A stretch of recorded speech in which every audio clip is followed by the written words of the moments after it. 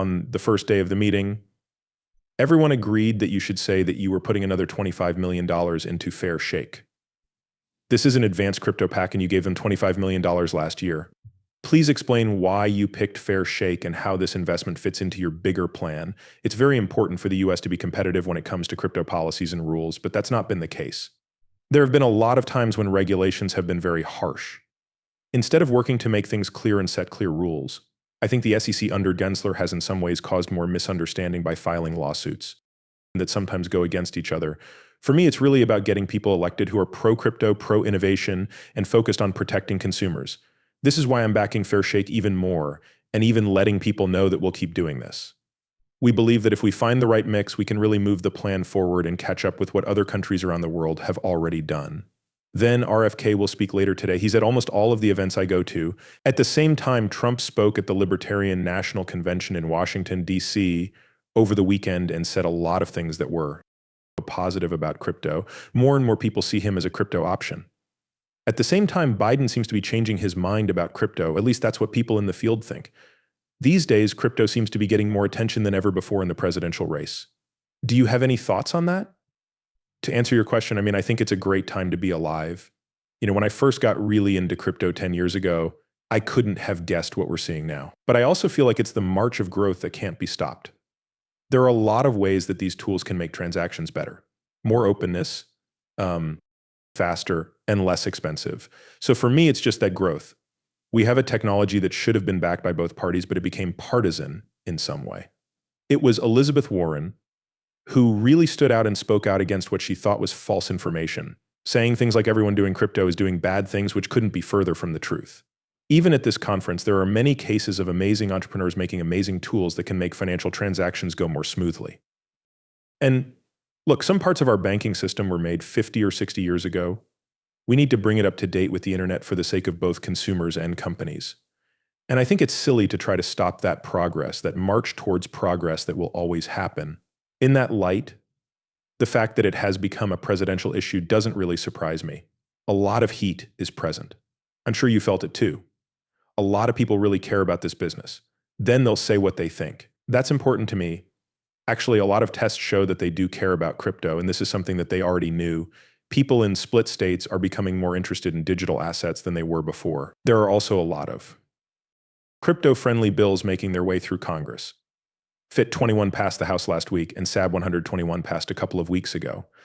This means that these bills have more support from Democrats. People are more optimistic about stablecoin laws than they have been in the past. But will these things be finished and signed into law by the end of the year?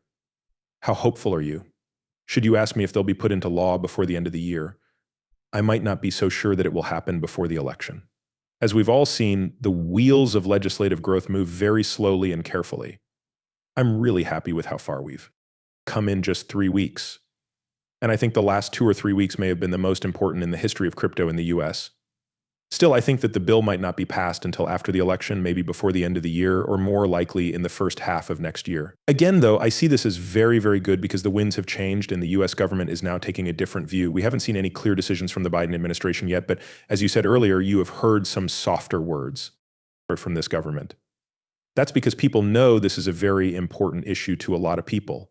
And the fact that it's turned a little partisan means that in a very close race, this could make the difference. You were right, there has been a lot going on in the crypto area over the last few weeks. That the SEC changed the rules last week, which many people thought was an unexpected move that made way for these spot Ether ETFs. How did it make you feel? Unavoidable. I think the SEC has been losing in court, though. Public opinion has been against them, and I think they're losing more and more in politics as well. That's exactly what happened with the Bitcoin ETF. They had to agree to the Bitcoin ETF, even though they didn't want to because of court decisions. So I think they knew the same thing would probably happen if they didn't back and approve the ETF. That's another thing I think is very good. The SEC did lose on Capitol Hill, though, with the vote on SAB 121. It's clear that they lost the wave case. And I think that's because Gensler has taken the wrong approach to regulating this industry. He hasn't done the work that other countries like the UAE, Japan, and the UK have done to make things clear, set rules of the road, and frameworks. We haven't done that here in the US. The fight you're still having with the SEC was mostly seen as a win for Ripple over the SEC. It was a complicated choice the judge made. In this case, they said that XRP was not a token for everyday use. For organizations, things were different. What's going on with that case now? The judge made it very clear that XRP is not a security by itself. This is what the court said. That's all we care about. In other words, these are tools that should be given room to grow and breathe.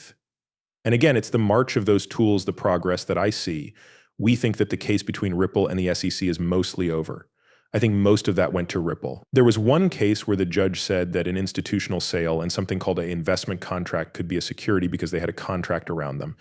And it was decided that those sales of securities were not registered. So let's say we're in the last half mile of that race. I think things will get better, hopefully this summer. The SEC wanted $2 billion in fines. I think that number will be in the millions, not the billions. Again, I think it's a bad idea to ask for that when they haven't been accused of or found guilty of reckless behavior, fraud, or any of those other things. The other payments they've made have only been about 1% to 2% of what's been going on. My view is that it's just a show of force. You're now in the stablecoin business. It's pretty busy. $200 billion. The market cap as a whole, Tether, USDC, and other players, why now? I agree with you. The market is between $150 billion and $200 billion right now, and it's going to keep going up. I think. The guess is that it will be between $2 trillion and $3 trillion. That's 10 to 20 times the growth it is now. In and of itself, that's kind of cool. Those are fun markets to be in with fast growth. The second thing is that I think market share will change. By far, Tether is the best right now. There are worries from the US government about Tether and how it works outside of the US as a US dollar. We can argue about whether these concerns are good or bad. Well, if you're a US dollar, you'll be controlled by the US government. That's what I think the government is saying. Today, that's not the case. And I think that market share may change a few times. But overall, I think Tether will keep growing. I think USDC will keep going up, but I also think there's a lot of room for a Ripple-backed safe as that market grows. What does this mean for XRP? Do they both work together, or does the stablecoin make XRP less useful? We fully support the XRP ledger's growth and progress, as well as the health of that market and ecosystem. We believe that having a stablecoin built on top of the XRP ledger makes the XRP ledger more liquid. Stablecoins have already been used in our payment systems, so this is a reasonable next step. We will continue to give XRP the highest priority.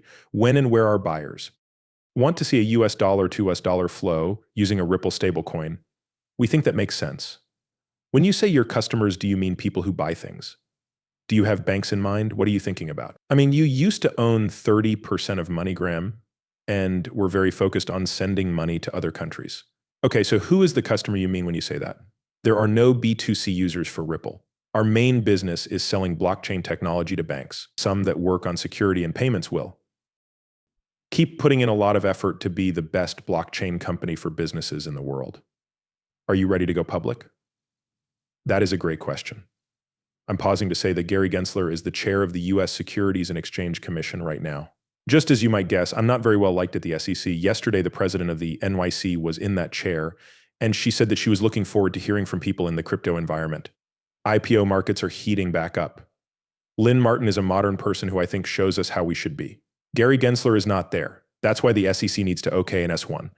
I don't think it makes sense for Ripple to go public in the US right now. As a public company in the US, I think Coinbase probably wishes it had not made that choice. We've thought about it. Would we think about going public outside of the US? It's possible for that to happen. It's just not on our short-term plan right now. Around this time last year, I was talking to Coinbase about their Wells notice and their case against the SEC in court.